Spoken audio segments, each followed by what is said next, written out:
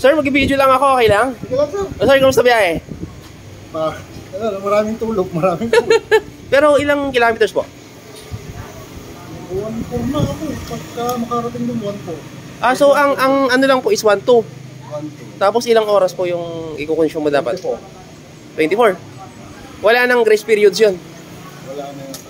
Oh. Doon naman kami pagka 13 hours ka na nandun ka sa Santana. Ka na lang tumulang. Ah, ganun? Wala na. Ibig sabihin, parang old school po yung ginawa. Kasi yung old school, 24 hours, wala na. Wala nang tao sa, muwi na sila.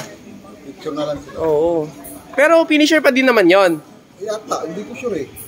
Kasi di ba may mga ginawa kasi nila na pag 24 hours, elite finisher. Para pag 24... Maka-finisher pa rin. Oo, finisher na lang. Hindi ko na paliwanag. Ano to sir? 200? 390? 200 lang yan. Halos pareho lang oh. Taga saan ka sir? Caloocan sir. Saan po banda doon? Taberde. Oo. Kasi taga Valenzuela ako before sir eh. No? Oo. So Caloocan North. North. Traffic doon. Grabe traffic. Hindi, may daan ng bago sa portal pag nakabuto.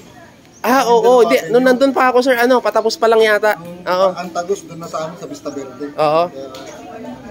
So KTM. Dati sir, magkano to? Mahal. Nagtanong ako dati. Ang set na itong side mirror na ganito, 12,000. Dati. Tapos itong, ito, 15,000.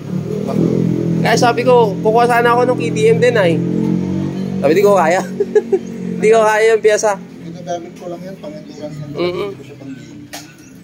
Hindi puro endurance yan. 248, so nandito lang. 248, Sen, Endure. Top speed mo saan, sir? Ilan na? Nakailan ka na? Ha? Top speed mo? Hindi ko inaano. Takbong ano na lang ako. Dati, hindi, before. Yung na ano mo, yung na... Una? Oo. Sa 162. Oh? Lakas din, no? Pero simula nun, hindi ko na inaano. Gusto ko lang makatapos. Oo. Malakas to eh. Time management na lang kung tawagin. Oo. Ano mo naman yun? Yung mga sir, mga baguhan na lang yung nakikipagkarera. Oo. Sila yung nadidisgrasya. Lagi na discussion.